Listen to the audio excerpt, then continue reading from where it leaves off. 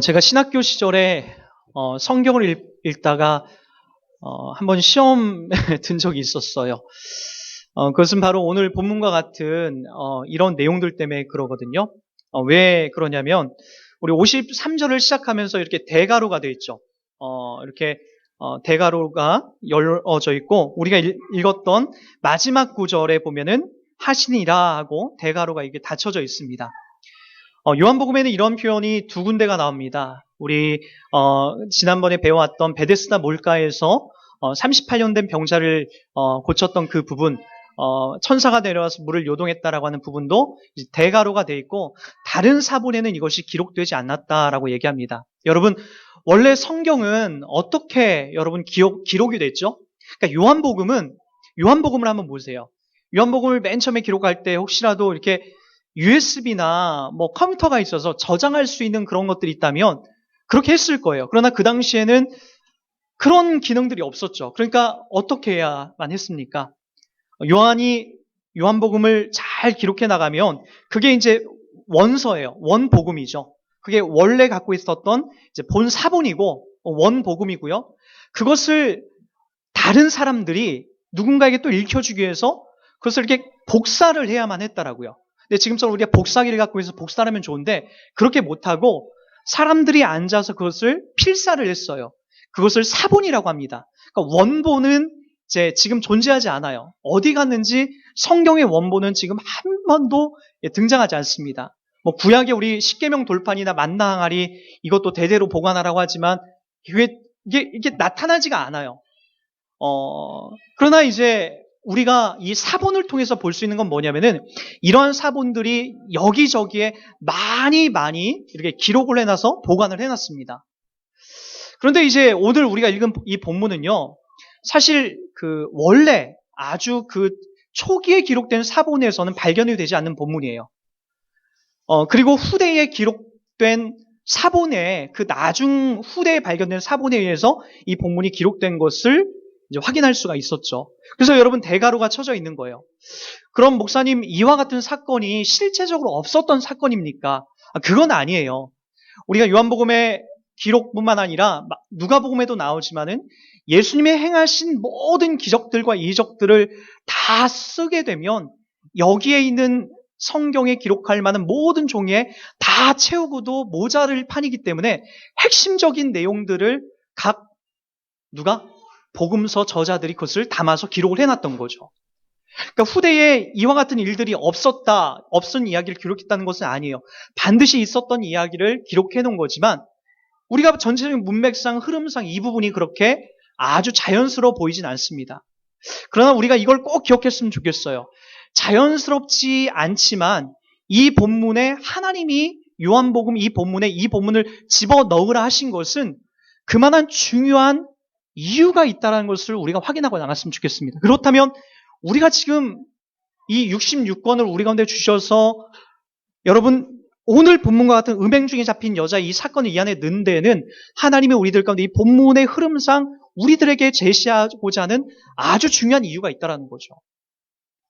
여러분 7장과 8장과 9장은 제가 누차 말씀드리지만 바로 초막절 그 배경을 깔고 있습니다.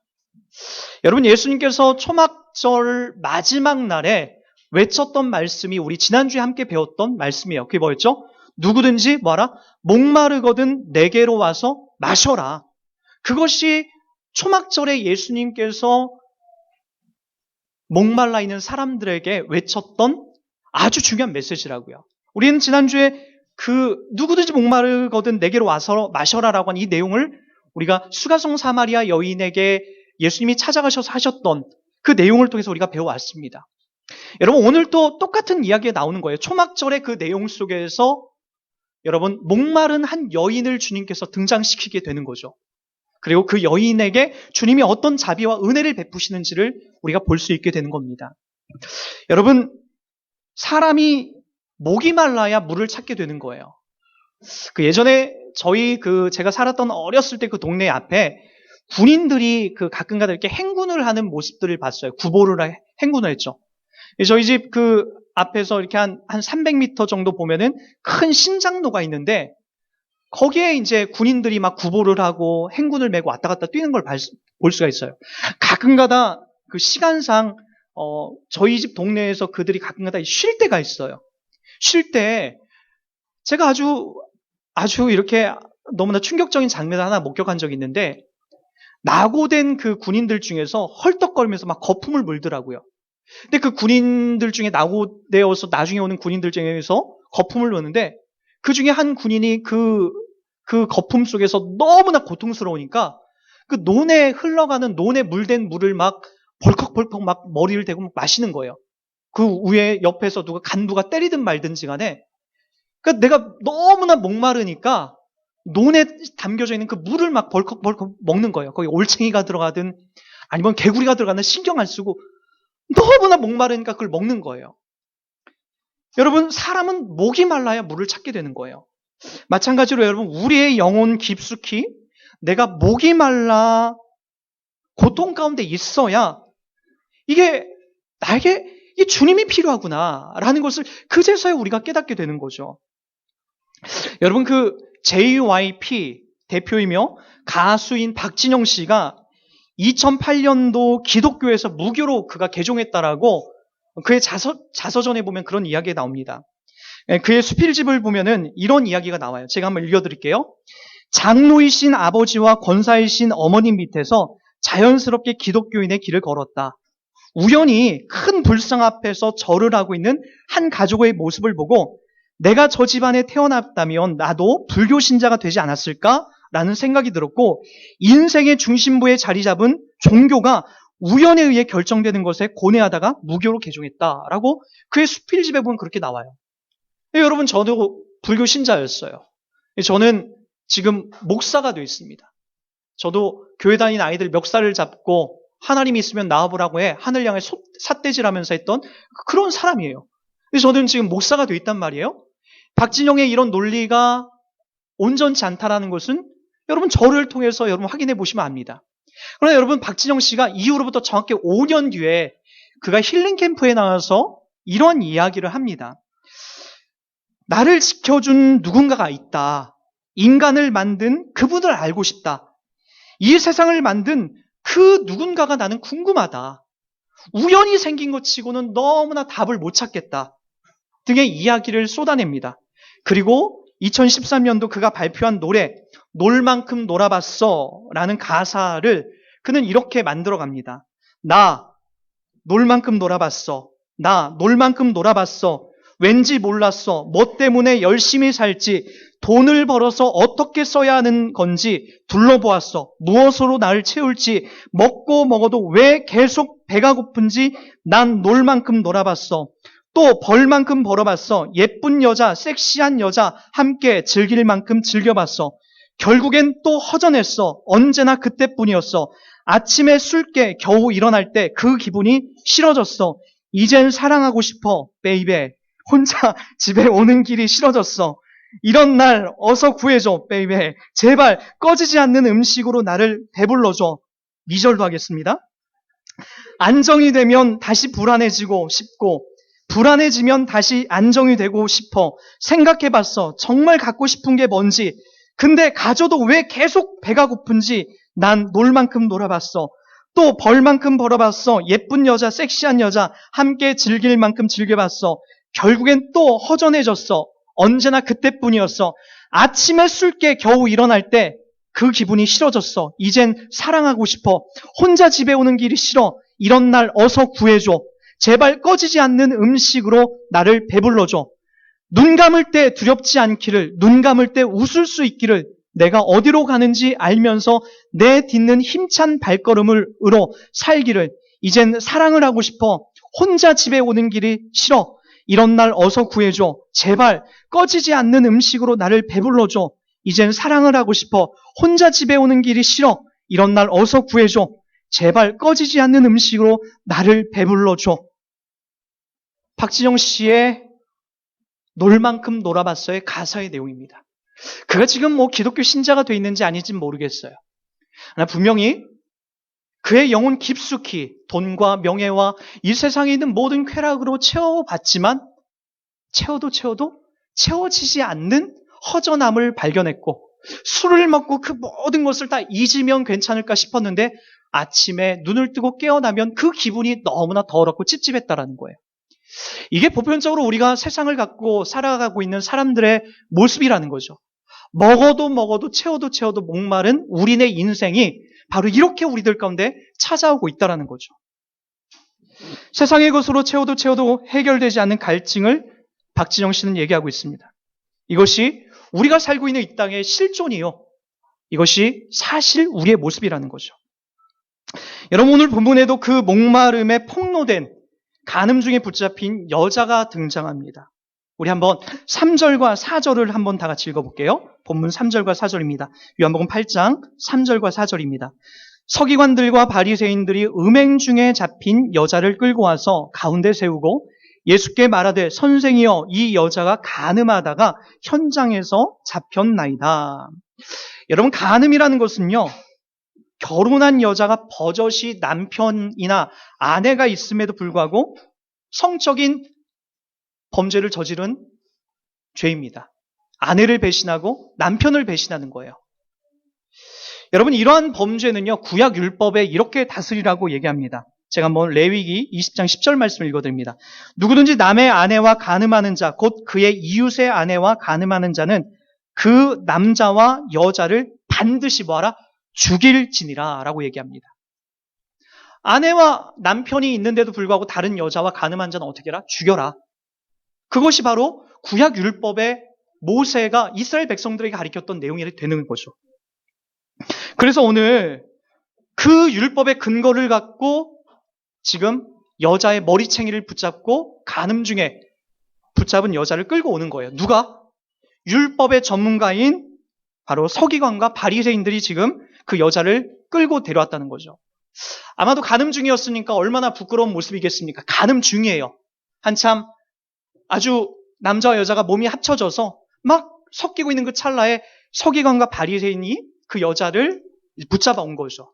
근데 여러분, 이 내용 속에서는 아주 우리가 하나 좀 염두에 보면서 읽어야 될 게 있어요. 남자가 등장하지 않는다라는 거죠. 간음 중에 붙잡힌 남자도 와서 같이 죽어야 되는데, 같이 돌 맞아서 죽여야 되는데 남자는 보이지가 않아요. 여러분, 여기 보니까 이러한 얘기가 나와요. 6절 말씀 다 같이 보세요. 자, 그들이 이렇게 말하면 고발할 조건을 얻고자 하여 예수를 시험함이로라. 예수를 잡아다가 지금 예수님이 계속해서 얄미운 행동을 하잖아요. 안식일 날 병자들 고치고 내가 하늘에서 내려온 생명의 떡이라고 하고 나를 믿어야 너희들 산다라고 하니까 이 서기관과 바리새인들의 기득권이 얼마나 축소됩니까? 그래서 예수를 잡아다가 빨리 죽여야 되는, 예수를 감옥에 넣어야 되는 그런 일들을 지금 계속해서 꾸미고 있는 거예요. 그러니까 어떻게 보면은 이 일도, 간음 중에 붙잡힌 일도 여러분 억울한 한 여인을 세팅해놓고 결국에는 예수를 잡아다가 죽이고자 하는 그런 내용으로 이것을 꾸미려고 했다라는 거예요. 왜냐? 남자가 없다라는 거예요. 모세율법인 남자든 여자든 같이 들어와서 돌로 쳐 죽여야 되는데 여러분, 그렇게 남자는 보여지지 않고 여자만 붙잡았다는 것이 더더욱 이것을 그런 그림으로 몰아가기 시작한다는 거죠. 근데 여러분, 바리새인과 서기관들이 그 여인을 잡아다가 거기다 놓고 뭐라고 얘기하냐면은 모세율법에는 이 여자를 돌 갖다 쳐 죽이라고 했습니다. 어떻게 할까요? 라고 예수에게 얘기합니다. 예수님이 여기서 바리새인들은 두 가지 답을 분명히 기도했을 거예요. 하나는 뭐랄까, 용서해줘라, 그냥 보내줘라 라고 하면은 예수는 모세 율법을 어기는 자예요.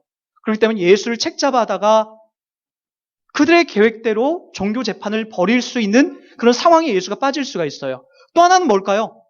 만약에 돌로 쳐 죽여라 라고 하면은 이 당시는 로마에 의해서 이스라엘 백성들이 지배를 받고 있었어요. 사람을 죽이는 사형 언도는 유대인들은 절대로 낼 수 없었어요. 그래서 예수님이 십자가에 못 박힐 때에도 제사장들이, 대서기관들이, 대제사장들이, 바리새인들이 계속해서 예수를 헤롯과 그리고 빌라도에게 왔다 갔다 하는 것도 본인들에게 사람을 죽이는 사형 언도를 낼 수 없기 때문에 두 사람 중에 누군가가 빨리 내려줘라 라고 하는 그런 내용 속에서 왔다 갔다 한 거예요. 그래서 예수가 돌 갖다 쳐 죽여라 라고 했으면은 예수가 로마 법에 어긋나기 때문에 예수를 붙잡아다가 또 책 잡을 수 있는 그런 계기로 만들 수 있게 됐던 거죠. 어쨌든 이런 상황에서 예수는 빼도 박도 못하는 그런 상황에 치닫게 되어 있습니다. 나 예수님이 어떻게 하시죠? 어떻게 하십니까? 우리 한번 7절 말씀을 다 같이 읽도록 하겠습니다. 7절 다 같이 읽습니다. 시작. 그들이 묻기를 맞이하는지라 이에 일어나 이르시되 너희 중에 죄 없는 자가 먼저 돌로 치라. 너희 중에 죄 없는 자가 먼저 돌을 갖다 던지라라고 얘기합니다. 여러분, 유대인들이 그리고 이 바리새인과 서기관들이 계속해서 오류를 범했던 게 뭐죠? 자기들이 봤을 때는 본인은 율법적으로 율법을 잘 지키고 있다는 거예요. 그러니까 여러분 겉으로 사람들에게 보여주고 있는 행실들이 여러분 그것 앞에 본인들이 늘 기준을 세워서 나는 흠이 없다라고 생각하는 거죠. 여러분 그것이 우리들의 모습 속에 율법을 지켜나가는 사람들 속에 얼마나 많이 그들을 오염시키는 내용으로 등장하는지 모릅니다. 율법은요, 하나님을 사랑하고 내 이웃을 내 몸처럼 사랑하는 것으로 흘러가는 거예요. 그러나 여러분, 율법은 그들은 잘못 왜곡을 했죠. 그래서 여러분 그들이 했던 것은 뭐냐면 율법의 모든 세세한 항목들을 다 만들어 놓고 일반인들은 그것을 지키지 못하는 자리로 그것을 끌어서 그들과 자신을 구분하는 것으로 나갑니다. 예전에 여러분에게 제가 말씀드렸지만 지금도 이스라엘에 여행을 가게 되면 안식일 날 되면은 엘리베이터가 여러분 자동으로 1층부터 모든 층수가 자동으로 다 서게끔 만들어 놨어요. 왜요? 그들은 그 누르는 행위, 계란 무게 이상을 누르는 행위조차도 뭘로? 안식일을 어기는 것으로 그들은 그렇게 여기고 있기 때문에 그래요. 얼마나 이것이 바보 같은 일입니까? 여러분 교회도 가끔가다 마찬가지예요. 교회도 가끔가다 주일날 사 먹으면 안 됩니다. 주일날 어디 차를 타고 어디 가면 안 됩니다. 여러분 이런 것들은 안식일에 대한 주님이 이 땅에 오신 그 의미에 대한 그 깊은 내용을 헤아리지 못하는 거예요. 여러분 그것은 우리들 가운데 안식일을 어기는 것이 아닙니다. 안식일날 오히려 다른 형제를 향해서 내가 비교하고 안식일날 예배당에 온 사람들과 나를 비교하여 내가 더 우월하다는 것이 오히려 더 안식일을 범하는 거지. 여러분 뭘 사 먹고 어디를 가는 것이 무슨 안식일을 범하는 겁니까? 오히려 안식일날 내가 일을 하지 않으면 나의 삶 속에 정말 죽을 것 같은 그런 일들, 우리 안식일날 어쩔 수 없이 회사에서 불러 나가는 그런 사람들이 우리가 있는 그런 상황들을 인정해줘야 되는 거죠. 그래서 주님께서 그런 말씀도 하는 것 아닙니까? 예루살렘도 아니고 여기도 아니고 너희가 어디에 있든지 그곳에서 하나님을 향하여 신실한 믿음을 갖고 있으면 그것이 신령한 진정으로 예배드리면 그곳이 바로 내가 너와 함께하는 자리다. 여러분 11시 예배 굳이 이 공간에 와서 꼭 예배를 드려야만 하나님 앞에 예배 드리는 것이 아니에요. 부득이한 경우 내가 어쩔 수 없이 회사에서 11시에 그래서 회사에 근무하는 그 상황에서 내가 성실과 지심을 당해서 예수 그리스도를 믿는 자답게 그 자리에 서 있게 되면 그것도 하나님이 예배로서 기꺼이 받으시는 자리라는 것을 여러분 성경은 우리들 가운데 이야기해 주고 있습니다. 여러분 그런 지점까지 우리가 나가야 되는 거죠. 여러분 안식일을 범한다는 건 그래서 다른 누군가와 비교해서 내가 더 대단하다, 우월하다 그런 자리로 흘러가면 안 되는 거예요. 오직 모든 사람을 사랑하고 그리고 모든 사람을 품어주는 그 자리로 흘러가는 것이 안식일을 우리 가운데, 율법을 우리 가운데 준 바른 의미가 되는 거죠. 어쨌든 이들은 율법을 갖다가 예수를 잡아 죽이고 사람을 정죄하는 자리로 온통 이 모든 내용을 써먹게 됩니다. 그때 예수님께서 하셨던 게 뭐라고요? 너희 중에 죄 없는 자가 돌로 치라라는 거예요. 이런 말은 할 줄 몰랐죠. 예수님이 설마 죄 없는 자가 돌로 치라. 전혀 이들은 생각할 수 없는 말이었어요. 여러분 기독교 신앙이라는 것은요 가끔가다 우리가 생각하는 것을 항상 뛰어넘습니다. 여러분 항상 말씀드리지만 여러분들이 착한 일을 많이 하고 도덕적으로 흠이 없기 때문에 구원을 받는 것이 절대 아니라는 거예요. 여러분들이 구원을 얻는 것은 바로 예수 그리스도의 죽으심과 부활하심, 그분이 흘리신 십자가의 피에 의해서 우리가 구원을 받게 되는 거지, 우리가 갖고 있는 어떤 종교심과 우리의 열심에 의해서 그것들이 만들어지는 것이 절대 아니라는 거죠. 오늘 말씀도 그런 내용입니다. 너희 중에 죄 없는 자가 먼저 돌로 치라. 그들이 이 말씀 앞에 다 폭로되는 거예요. 뭐예요? 다 죄인이다라는 거죠. 그래서 이들은 여러분 8절, 9절 말씀 보고 다 보지만 우리가 9절 말씀에 보면 그들이 이 말씀을 듣고 양심의 가책을 느껴 어른으로 시작하여 젊은이까지 하나씩 하나씩 나가고 오직 예수와 그 가운데 섰는 여자만 남았더라 라고 얘기합니다. 예수님의 이 말씀을 듣고 어린아이뿐만 아니라 모든 사람들, 어른들에게까지 다 죄인이라는 거예요. 로마서 3장 21절에 보면요. 모든 사람이 죄를 범하였음에 하나님의 영광에 이르지 못하더라라고 나옵니다. 이 땅에는 모든 사람은 다 죄인입니다. 그래서 우리는 그 누군가에게 돌을 던질 수 있는 그런 자들이 되지 못합니다. 우리의 부족함과 연약함을 알고 다른 누구를 인내해주고 기다려주고 품어주는 자리에 우리가 서야 되는 거지. 여러분, 우리도 다른 사람에게 돌을 던질 수 있는 그런 자격을 갖고 있는 사람이 아니라는 것을 명확하게 이야기해주고 있다는 거죠. 10절 말씀에 보면은 또 이렇게 얘기합니다. 예수께서 일어나사 여자 외에 아무도 없는 것을 보시고 이르시되 여자여 너를 고발하던 그들이 어디 있느냐? 너를 정죄하던 자가 어디 있느냐라고 얘기합니다. 여러분, 세상은 우리를 향하여서 계속해서 실수나 그리고 우리가 잘못한 것을 회복할 기회를 잘 주지 않습니다. 여러분, 저희 아들이 요즘에는 학교를 가는 걸 되게 싫어해요. 왜 그런가 봤더니 짝꿍 때문에 그렇다라고 하더라고요. 짝꿍이 여자애이고 되게 똑똑한 애예요. 되게 총명한 애예요. 근데 그 친구가 그렇게 얘기하더라는 거예요. 야, 너는 왜 이렇게 한글도 잘 못 쓰고 그림도 잘 못 그리냐? 라고 하는 그 이야기를 들어서 얘가 너무나 많이 위축이 된 거예요. 그래서 학교에 가니까 다른 친구들이 다 공부도 잘하고 그리고 책도 잘 읽고 그림도 잘하고 만들기도 잘하고 하니까 얘가 학교에 가기 싫다라는 거예요. 계속해서 그런 이야기를 담아내요.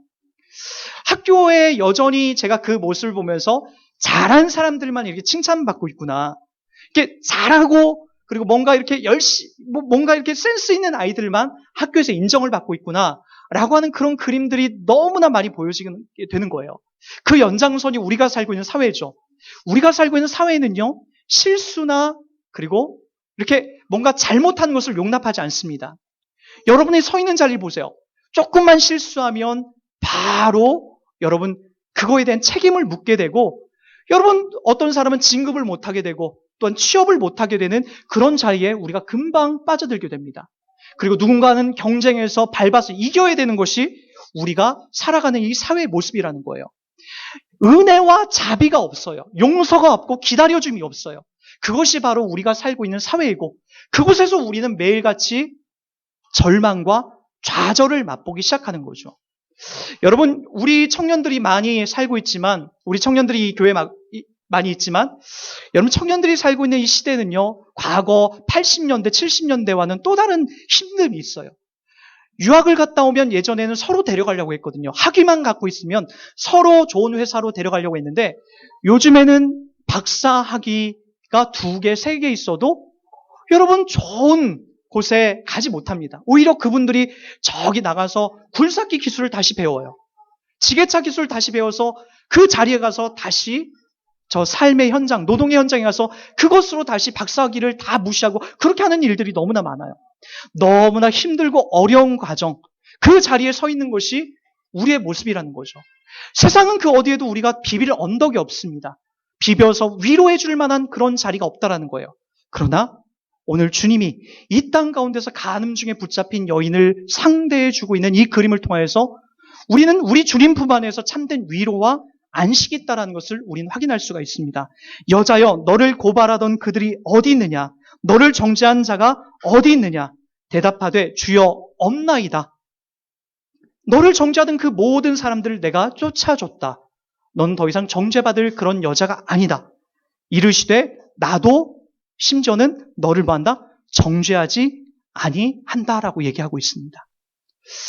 여러분 누차 말씀드리지만 이렇게 벌거벗긴 여자만이 인생을 통해서 이렇게 철저하게 자기의 모든 치부와 자기의 목마름이 이렇게 발각된 사람만이 예수 그리스도의 이 생명의 은혜를 누릴 수 있는 조건을 부여받게 되는 거죠.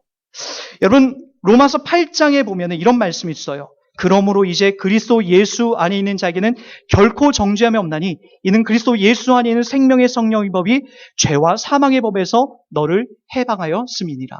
가끔가다 그렇게 얘기하는 분들이 있어요. 난 교회 가면은 정말 나를 너무나 힘들게 하는 사람들 때문에 난 교회 가기가 너무나 싫어. 왜 이렇게 교회는 이상한 사람들이 많은 거야? 예, 맞아요. 교회는 사실 이상한 사람들이 모이는 곳이에요. 멀쩡하고 교양 있고 훌륭한 사람들이 교회에 오는 자리가 아니에요. 이상한 사람들이 오는 거예요. 간음자도, 성폭행자도, 도둑질하던 저처럼 도둑질하던 자도, 정말 이해할 수 없는 자들이 이 교회에 나오는 곳이 바로 이 교회라고요. 왜요? 그렇게 목말라서, 내가 죄인임을 깨달아서 그런 사람들이 주님 앞에 나와서 이 자유와 이제 그리스도 예수 안에 있는 자에게 결코 정죄함이 없다는 것을 확인받는 자리가 이 교회가 되는 거예요. 왜요? 그 은혜가, 그 사랑이 우리를 붙잡고 있기 때문에 그런 거죠. 여러분, 하나님이 이러한 근거를 세우는 것은 우리를 율법의 기준으로 우리를 보지 않기 때문에 그런 겁니다. 예수님께서 오늘 율법의 눈으로 이 간음 중에 붙잡힌 여인을 바라봤다면, 야, 돌 갖다 집어 던져서 이 여자 죽여라 라고 얘기했을 거예요. 그래서 간음 중에 붙잡힌 여인을 데려다가 예수님 뭐라고 하시냐면은, 내가 너를 뭐한다? 정죄하지 않는다라고 얘기합니다. 그것은 바로 뭘까요? 주님이 갖고 있는 사랑 때문에 이 여자가 사랑할 수 있게 되는 거죠. 가만히 보니까 우리도 마찬가지인 것 같아요. 자녀를 키우면서 우리가 가장 우리 마음속에 담아두고 있는 근거가 뭐죠? 오늘 헌화식이니까 이런 말씀까지 한번 연장해 나가는데 바로 사랑입니다. 사랑 때문에 자녀를 키우는 거예요. 요즘에도 저희 아내는 햇살이를 저희 셋째를 안고 이렇게 계속해서 자요. 근데 얘가 잠을 깊이 안 자요.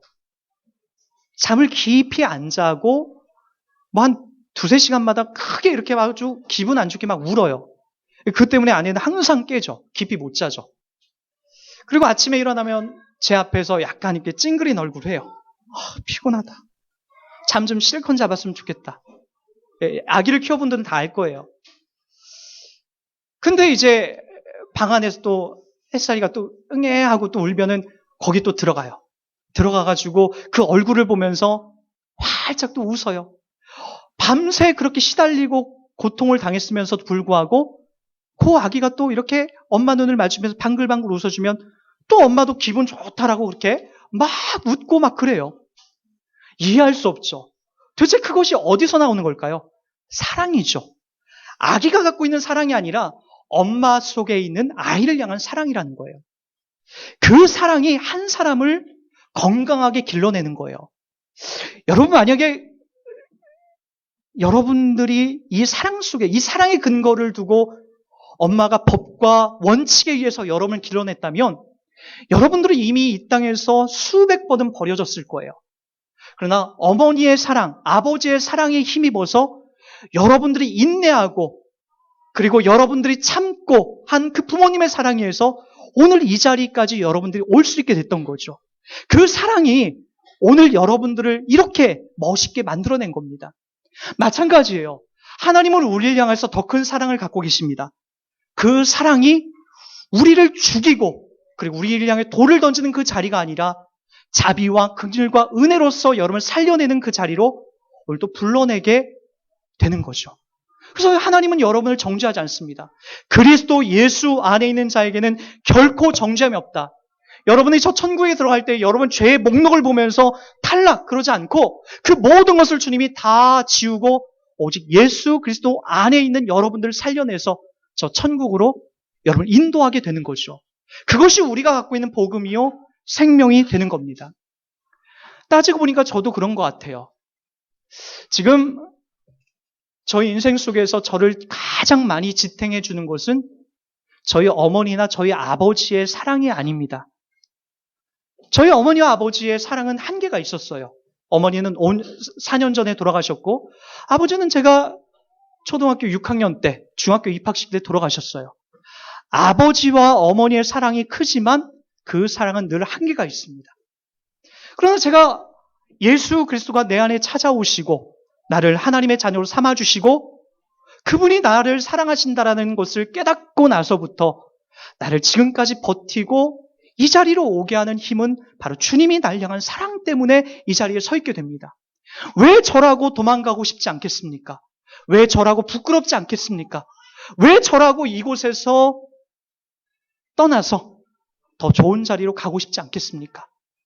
그러나 제가 괴롭고 힘들고 어렵더라도 나를 늘 격려해주고 인내해주고 나를 늘 사랑해주는 그 지탱하는 힘이 바로 나를 정죄하지 않고 내가 널 사랑한다라고 얘기해주고 그렇게 나를 붙잡아주는 이 그리스도의 사랑이 오늘 나를 살게 하는 가장 중요한 원동력이 되고 있다는 거죠.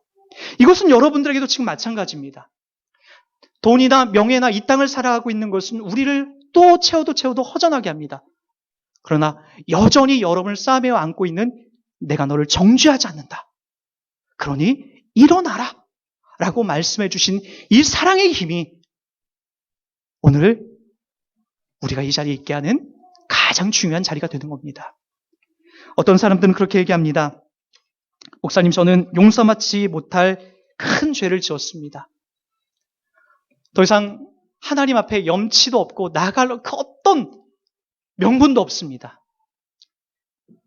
예전에 그 지존파 인육을 먹고 사람 부잣집인 사람들 죽여서 돈 10억을 모아서 내가 떵떵거리고 살겠다라고 했던 그 지존파 이야기를 알 겁니다. 인터뷰를 하면서도 방송, 생중계로 모든 사람들의 얼굴이 비춰졌음에도 불구하고 내가 사람을 더 무찌겨가지고 내가 화가 난다라고 하면서 이를 악물고 그렇게 인터뷰를 했던 지존파 사건을 알 겁니다. 여러분, 죽음 앞에 그들이 사형 선고를 받고 죽음 앞에 서서 그들이 그 죽음의 날짜를 기다리고 있었던 어느 날, 그 간수장의 한 분에 의해서 거기 있는 지존파들이 복음을 맞이하게 됩니다.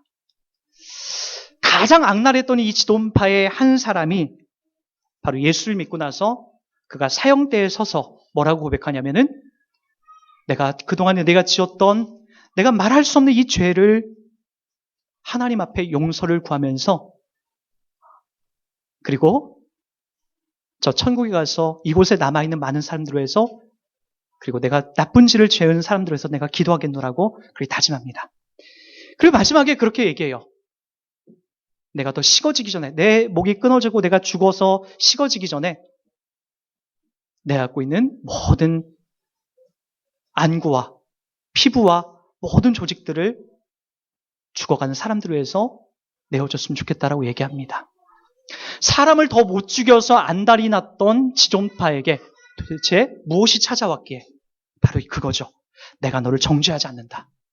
네가 어떤 죄가 있든지 간에 네가 어떤 죄로 이 땅을 살아왔든지 간에 그것은 중요한 게 아니다. 내가 너를 정죄하지 않는다.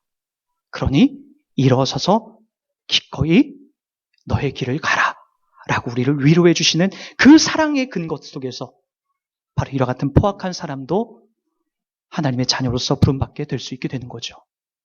오늘 우리가 그 자리에 부름받아서 이 땅을 살아가고 있습니다. 당당하십시오.